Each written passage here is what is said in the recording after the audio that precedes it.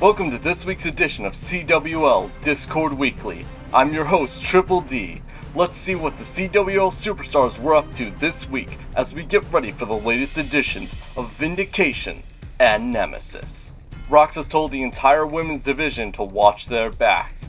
Who knows what the monster known as Rox could be planning? Something tells me we'll find out soon enough. Bronson has stated that he will be retiring the bloke breaker as it has become his crutch. We must wonder if this will apply to Brubble as well. Rayo Dorado was sworn by interviewers after his debut on Vindication, but he quickly demanded silence from them. After which Rayo Dorado made it clear that he's come here to get revenge on Griteri in CWL. Troy Winters is out to destroy any and everyone. He's no longer playing games and has issued an open challenge to anyone in CWL. During a livestream where Valkyrie debuted her new Funko Pop line, she addressed the attack from Danielle Wright last week. It's not how she envisioned her debut going, but she is looking forward to being across the ring from Wright sooner rather than later. Prince Beret and his sister Ace seem to be back and ready to take on CWL. The two were seen in a dark treehouse before sending a cryptic threat to the whole CWL roster. William Black figured that Colin would want revenge and has accepted Colin Prince's challenge of a first blood match. He also said that he can't wait to bust him open again. Carl Stone took a nasty bump to the back and it seems to have swollen considerably, but he's not going to let that stop him. He has said that he intends to remind Troy who it was that took his King of Genesis title away from him. Lucas Button went on record stating that he thinks it was right to attack Jasper Star this past week, and that Jasper doesn't know what's coming.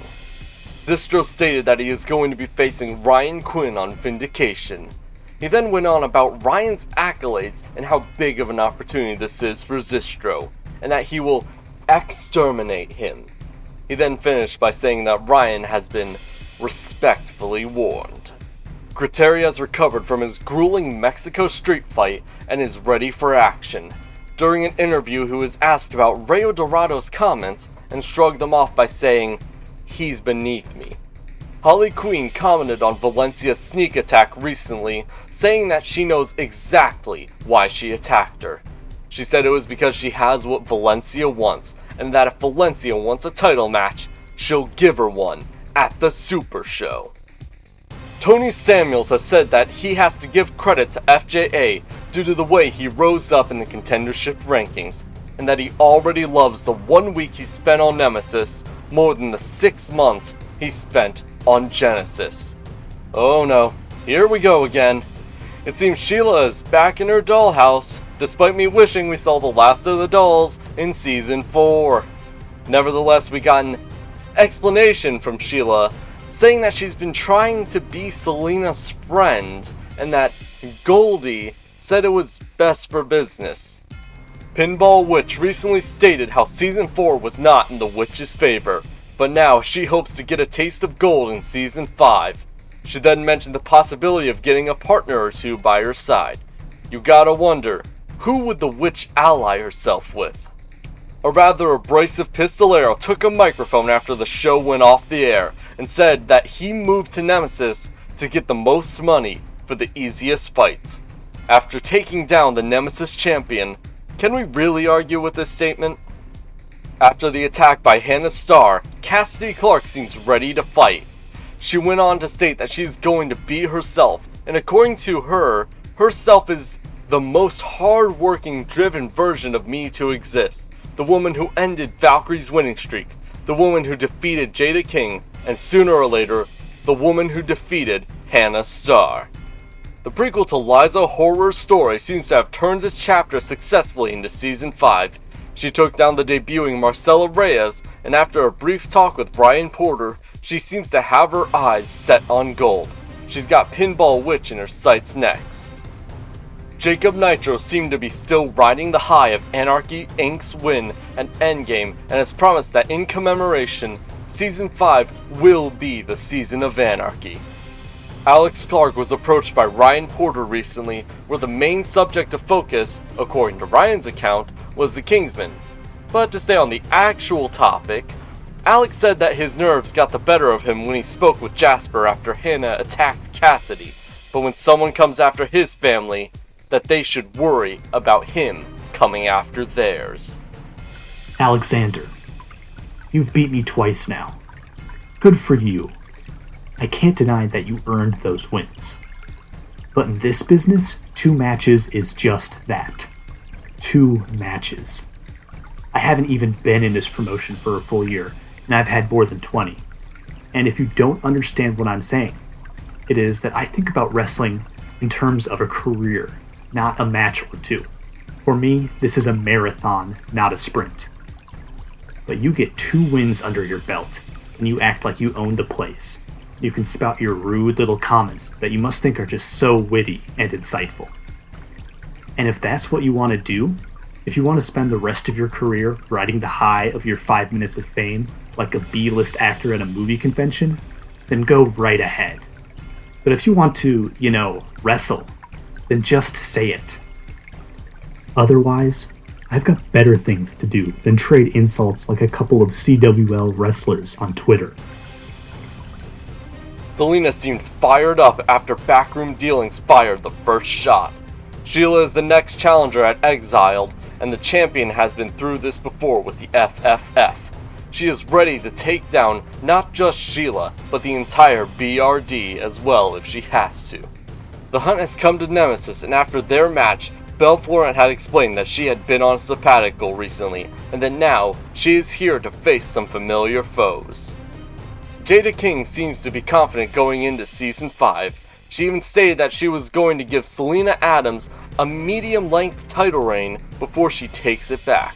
But before that, she's going to make sure that, and I quote, Nemesis' golden ticket is going to make all these other women pay.